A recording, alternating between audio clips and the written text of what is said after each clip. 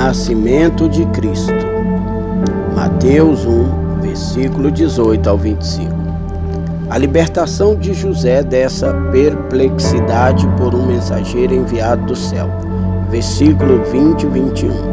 Enquanto ele pensava nessas coisas e não sabia o que decidir, Deus graciosamente indicou-lhe o que fazer, facilitando-lhe as coisas. Notem que aqueles que costumam receber a orientação de Deus devem pensar a respeito dela e consultar a si mesmo a esse respeito. Deus guiará aquele que reflete e não o irracional. Quando José estava confuso e havia pensado sobre o assunto tanto quanto conseguia, então Deus se manifestou com uma recomendação. Note que a hora de Deus em que ele se manifesta com uma orientação para o seu povo é aquela em que eles estão confusos e indecisos. O conforto de Deus deleita a alma em meio à profusão dos seus pensamentos e da sua perplexidade. A mensagem foi enviada a José através de um anjo do Senhor, provavelmente o mesmo anjo que levou a Maria a notícia da concepção, o anjo Gabriel. Agora a comunicação com o céu, através de anjos, com a qual os patriarcas haviam sido dignificados, mas que há muito tinham sido interrompida, começa a ser reativada. Pois quando o primogênito fosse trazido a este mundo, os anjos seriam instruídos a acompanhar os seus movimentos. Quanto pode Deus agora, de um modo invisível, fazer uso do auxílio dos anjos para livrar o seu povo das suas dificuldades? Não podemos dizer, mas disso nós temos certeza. Todos eles são espíritos que atuam para o bem dele. Esse anjo apareceu a José em um sonho, quando ele estava dormindo, de maneira como Deus algumas vezes falou aos patriarcas. Quando estamos quietos e tranquilos, estamos no melhor estado de espírito para receber as notícias da vontade divina. O espírito se move em águas calmas. Este sonho, sem dúvida, carregava em si a evidência de que se originava de Deus e não de uma presunçosa imaginação. Agora, José é orientado aqui a prosseguir com seu casamento. O anjo chama José, filho de Davi. Ele o lembra da sua relação com Davi, para que possa estar preparado para receber esta surpreendente capacidade de entendimento de sua relação com o Messias, que todos sabiam seriam um descendente de Davi. Às vezes, quando grandes honras recaem sobre aqueles que têm poucas posses, eles não se preocupam em aceitá-las, querendo desistir delas. Era, portanto, necessário colocar na mente desse pobre carpinteiro o valor desse nascimento. Valoriza a ti mesmo, José. Tu és aquele filho de Davi, através de quem a linhagem do Messias está para ser traçada. Podemos então dizer a cada verdadeiro crente: não temas, tu, filho de Abraão, tu, filho de Deus, não esqueça a dignidade do seu novo nascimento. Não temas receber a Maria, tua mulher. Assim isso pode ser entendido. José, suspeitando que ela estava grávida devido à prostituição, temia aceitá-la, com receio de que colocasse sobre si mesmo a culpa ou a acusação. Não, diz Deus, não temas, a questão não é essa. Talvez Maria tivesse lhe dito que havia engravidado pelo Espírito Santo, e talvez ele tinha ouvido o que Isabel disse a ela, Lucas 1, verso 43, quando a chamou de a mãe do seu Senhor. E se esse foi o caso, talvez ele temesse ser presunçoso ao se casar com alguém tão superior a ele, mas qualquer que fosse a causa do aparecimento dos seus medos, estes foram todos silenciados com estas palavras: não temas receber a Maria, a tua mulher. Note que é uma grande bênção sermos libertados dos nossos medos e termos as nossas dúvidas solucionadas, para que assim possamos prosseguir em nossos afazeres com satisfação. 2.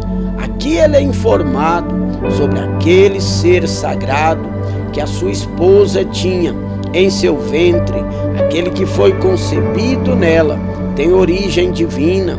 Ele está tão longe do risco de compartilhar a impureza ao casar-se com ela, que com isso compartilhará a maior honra possível. 2 coisas lhe são ditas: que ela tinha concebido pelo poder do Espírito Santo e não pela força da natureza. O Espírito Santo que criou o mundo gerou nela agora o Salvador do mundo e preparou para ele um corpo, como lhe fosse prometido, quando ele disse: corpo me preparaste. Hebreus 10, verso 5. Deste modo é dito que ele nasceu de uma mulher. Gálatas 4 e verso 4. E além disso, que ele é o segundo Adão, que é o Senhor do céu. 1 Coríntios 15, verso 47. Ele é o Filho de Deus e mesmo assim compartilha a essência de sua mãe, a ser chamado de fruto do seu ventre. Lucas 1 e verso 48. Era necessário que a sua concepção fosse diferente da normal, para que assim ele compartilhasse da natureza humana e mesmo assim pudesse escapar da corrupção e da contaminação desta, e não ser concebido e formado na iniquidade. História nos conta sobre algumas mulheres que em vão fingiram ter concebido por um poder divino, como a mãe de Alexandre, mas nenhuma realmente o fez, exceto a mãe de nosso Senhor. Seu nome, por isso, como em outras situações, é maravilhoso. Nós não lemos que a própria Virgem Maria tenha proclamado a honra que recebeu, mas ela ocultou isso em seu coração, e por isso Deus enviou um anjo para testificar: aqueles que não procuram a sua própria glória terão a honra que vem de Deus. Ela é reservada para os humildes. 2. Que ela daria a luz ao Salvador do mundo. Versículo 21. Ela daria a luz a um filho, e que ele seria declarado pelo nome que deveria ser dado ao seu filho. Lhe porás o nome de Jesus, o Salvador. O nome é o mesmo que Josué, apenas com a terminação sendo mudada para adequar-se ao grego. Na Septuaginta, Josué é chamado de Jesus. Atos 7, versículo 45 e Hebreus 4, verso 8. Havia 2 homens com esse nome no Antigo Testamento e eram ambos reconhecidos tipos de Cristo.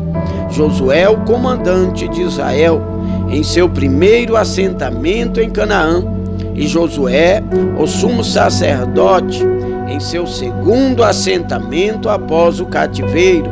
Zacarias capítulo 6, versículo 11 e 12. Cristo é o nosso Josué, tanto o comandante da nossa salvação, como o sumo sacerdote da nossa confissão de fé. E em ambos os casos, ele é o nosso Salvador, um Josué que vem no lugar de Moisés e faz por nós aquilo que a lei não pode fazer. Naquilo em que ela era fraca, Josué havia sido chamado de Oséias, mas Moisés prefixou a primeira sílaba do nome Jeová, e assim tornou-o Josué. Números 13, versículo 16, para indicar que o Messias, que teria esse nome, deveria ser Jeová. Ele é, portanto, o maior Salvador, e em nenhum outro há salvação.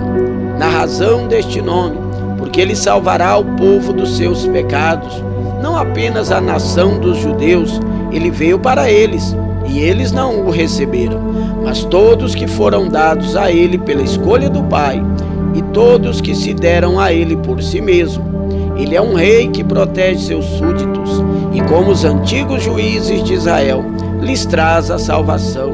Note que aqueles que Cristo salva, ele os salva dos pecados que praticaram, da culpa do pecado, em virtude da sua morte e do domínio do pecado, pelo Espírito da sua graça. Ao salvá-los do pecado, ele os salva da ira e da maldição e de todo o sofrimento aqui e na vida futura.